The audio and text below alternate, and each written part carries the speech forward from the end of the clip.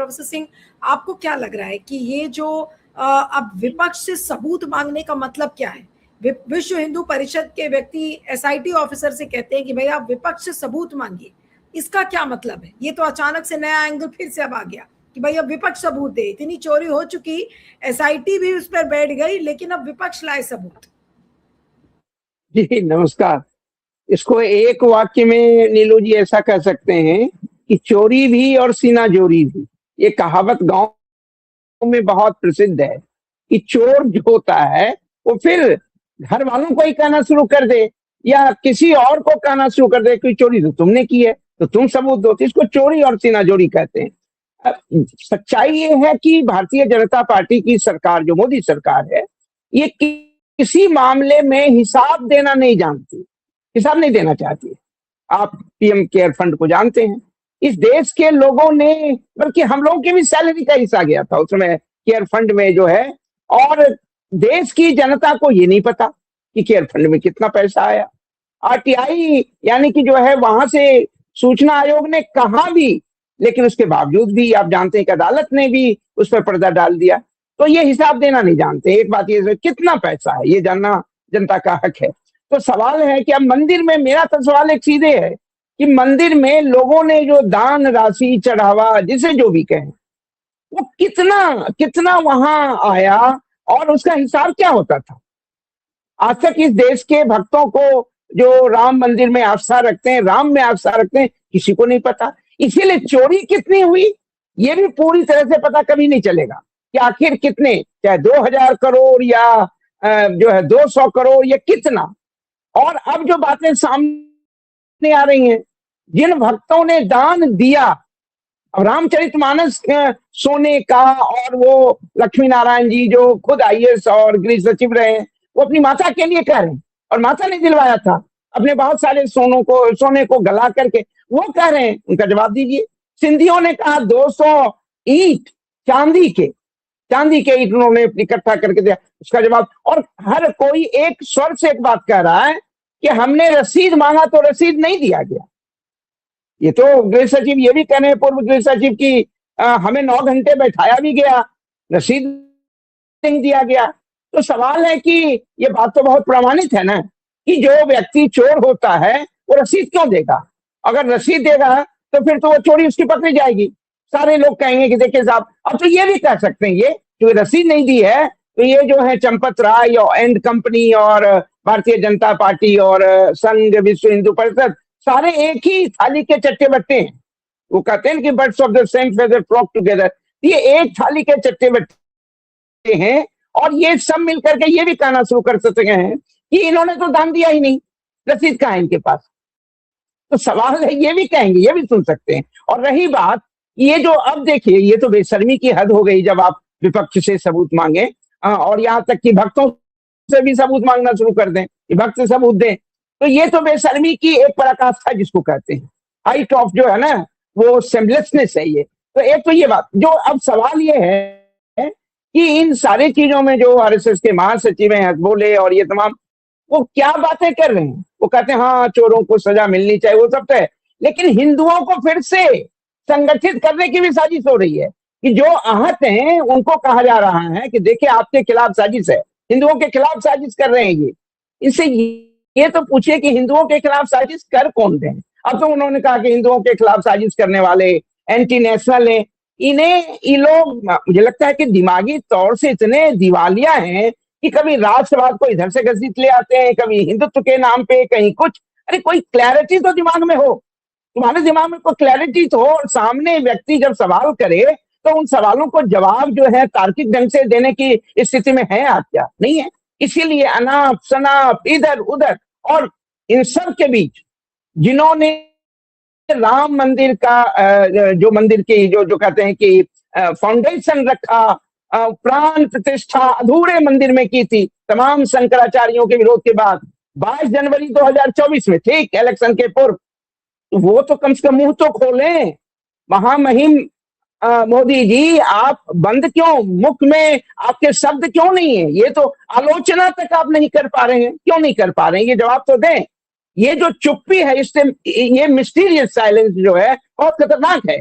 और इसी चुप्पी के आधार पर इस देश के जो जो राम भक्त हैं या राम के प्रति आस्थावान लोग हैं, वो समझ लें कि आप जिनके प्रति आस्था रखते हैं उनके प्रति आस्था रखिए, लेकिन जिन लोगों ने आपकी आस्था को ठगा है उनको तो सबक सिखाइए, और ये सबक सिखाएंगे, क्योंकि अब लगातार आम लोगों में ये चर्चा जो है प्रारंभ हो गई। कल भी रांची के एक साथी हमें कह रहे थे कि नहीं, अब मोदी जी के प्रति अब वो न तो आस्था है न विश्वास है, वो बिल्कुल लोग जो है इसको कोल माइंस में जो 1400 करोड़ रुपए का घोटाला वो बता रहे थे, वो रांची में चुके वहीं है, तो वो मुझे बता रहे थे कि ये इतने 1400 करोड़ का घोटाला और तमाम, यानी ये तो पूरा का पूरा, चाहे राजतंत्र हो या राजतंत्र मतलब स्टेट मशीनरी हो या तमाम में, मंदिर में, सब जगह तो घोटाला ही घोटाला है। ये तो घोटालाबाजों की सरकार है। क्यों है घोटालाबाजों की सरकार? क्योंकि ये घोटाला के द्वारा ही सत्ता में पहुंचे। पहले राम और हिंदू के नाम पे जो है लोगों के आस्था को ठगा, और उसके बावजूद एक बात ध्यान रखिए, ये बहुत मायने रखता है, फिर भी इस देश के हिंदुओं का बहुमत इन्हें नहीं मिला, अन्यथा अयोध्या में इनकी हार नहीं हुई होती। तमाम बेईमानियों के कारण भी जो है, इसका अर्थ ये है कि ये आखिरकार 240 पे क्यों आ गए। इसका मतलब है कि हिंदुओं को पहले भी लग गया था कि ये चोर हैं, ये भ्रष्ट हैं, ये दगाबाज हैं, ये हिंदू आस्था के साथ खिलवाड़ कर रहे हैं, और अब तो इस चोरी ने उन्हें बुरी तरह से नंगा कर दिया है। इसीलिए चाहे जो है मोहन भागवत हो या मोदी जी हो, ये बोल नहीं रहे हैं। अमित शाह क्यों नहीं बोल रहे हैं? सारा तंत्र मुट्ठी में कर रखा है उन्होंने, तो बोल क्यों नहीं रहे हैं? और इस बीच में देखेंगे हिंदू बनाम विपक्ष या हिंदू बनाम विपक्ष है ये, क्योंकि आफ्टर वो मानते हैं कि हिंदुओं के ठेकेदार वो हैं और विपक्ष जो है हिंदू विरोधी है, राष्ट्र विरोधी है, और सब कुछ तो बातें हिंदू विरोधी है, इसीलिए उनसे सबूत मांगो। तो मुझे लगता है कि ये ऐसी बातें हो रही हैं जो इनकी कब्र खोद रही है। जो कुछ भी कब्र में बचा है वो खुल जाएगी अगले चुनाव में, क्योंकि लोग समझ गए हैं ये तो लुटेरे हैं और ठगते हैं धर्म के नाम पर। हम लोगों ने वो एक कहानी पढ़ी थी, हार की जीत, सुदर्शन की कहानी थी क्लास में, तो उसमें जो जो डाकू था वो बाबा के घोड़े को जो है किसी तरह से लेना चाहता था, और लेने के क्रम में उसने कोढ़ी बन करके फिर उनसे जो हेल्प मांगी, और फिर वो घोड़े पे सवार जैसे हुआ और घोड़े को लेकर के भाग गया। तो जाते जाते जब वो भाग रहा था तो बाबा ने एक ही बात कही कि देखो ये घटना किसी को बताना नहीं, अन्यथा लोग जो है जरूरतमंदों पर, कोढ़ियों पर विश्वास करना छोड़ देंगे। इसका अर्थ ये होता है कि ये लोग जिस तरह से कर रहे हैं कि हिंदुओं को ये लग जाएगा कि अब ये विश्वास के कतई काबिल नहीं है, इन पर विश्वास है, और इसीलिए ये इनकी कब्र को खोदेगा, और खोद रही है कब्र। आप जानेंगे, अरे भाई इलेक्शन कमीशन के द्वारा, चुनाव अदालत के द्वारा समर्थन से और तमाम तंत्र के द्वारा आप इस प्रकार से कर रहे हैं, जनमत तो आपसे कब के खिसक गया है। और मैं तो अब भी कहता हूं कि अगर 37% आपको लोकसभा में मत मिले तो हिंदुओं का भी कितना प्रतिशत है? अव्वल तो 63% लोगों ने आपको रिजेक्ट किया, और उस 63% में हिंदुओं का जब हम निकालेंगे परसेंट, 81-82% टोटल पॉपुलेशन का, तो पता चल जाएगा। लेकिन बेईमानी के बावजूद भी कितनी बेईमानी कर पाएंगे, ये सवाल है। तो अगले चुनाव में इनकी कब्र खुदनी जो है वो तय है, ये तमाम जनता में अब साफ दिख रहा है। और ये इसीलिए कहावत है कि विनाश काले विपरीत बुद्धि, इसी अनाप शनाप बोल रहे हैं। क्यों बोल रहे हैं? इनकी मति भ्रष्ट हो चुकी है, क्योंकि इनका विनाश करीब है, और इसीलिए अनाप शनाप विपक्ष से सबूत मांगना या हिंदुओं के लिए कहना कि देखिए हिंदुओं को बांटने की कोशिश हो रही है। अरे चोर ही यहाँ पर जो है महंत बन गया है। सवाल ये है कि अगर इतना आपको है तो भाई, अगर धर्म का मामला है तो हिंदुओं के धर्मगुरु तो सारे शंकराचार्य हैं। एक भी शंकराचार्य का समर्थन क्यों नहीं है आपको? प्रारंभ से समर्थन नहीं, क्यों नहीं है? इसीलिए विश्व हिंदू परिषद गांव गांव इन्होंने ईंट इकट्ठा किए थे मंदिर के नाम पे, और पैसा। हमारे कॉलेज में भी मंदिर निर्माण के नाम पे एक टीचर जो है उन्हीं के लोग थे, वो रसीद लेकर के घूम रहे थे। मैंने कहा कि भाई तुम्हारे पास रसीद कहां से आ गया? तो नहीं, हमें वो दिया गया है। तो आप कल्पना नहीं कर सकते किस, और बहुतों ने तो रसीद से पैसा कलेक्ट किया और अपने जेब में रख लिया।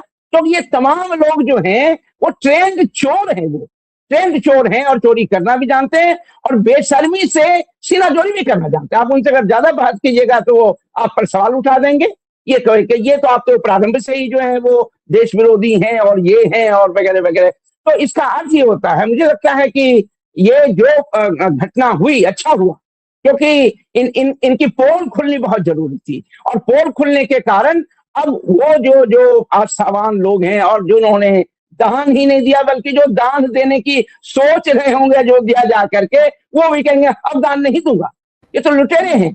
तो लुटेरे के जेब में जो है आप जाकर के दान रख दें, इसलिए इस बात को समझना जरूरी है। मुझे लगता है कि अगला चुनाव इनको तो सजा मिलनी ही चाहिए, ये डिजर्व बहुत सीरियस सजा की जरूरत है।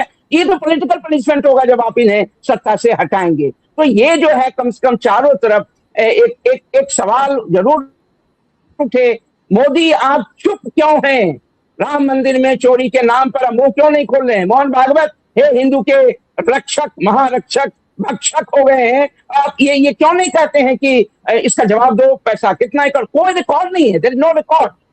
और चंपत राय को बचाने की तो कोशिश हो रही है कुछ लोग, ये केशव मौर्य जैसे तमाम लोग, और खुल करके कह रहे हैं नहीं सब ये चंपत राय तो बहुत ईमानदार है।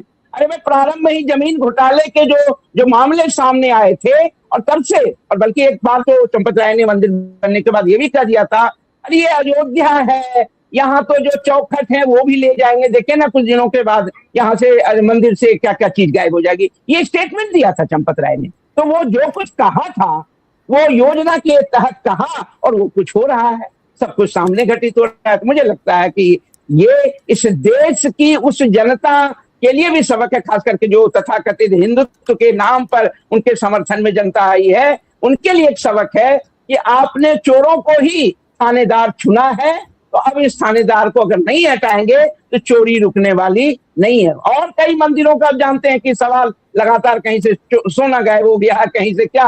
भाई मैं तो ये कहता हूं कि आगे जब नई सरकार अगर बन जाए, गैर भाजपाई सरकार बने, इनके 12 सालों के तमाम करतूतों की जांच होनी चाहिए और उन तमाम मंदिरों की भी जहां से पैसे इन्होंने चुराए हैं, पीएम केयर फंड वगैरह और अयोध्या, इसकी जांच होनी चाहिए और इन तमाम लोगों को आस्था के ठगों की पूरी उनको सजा मिलनी चाहिए।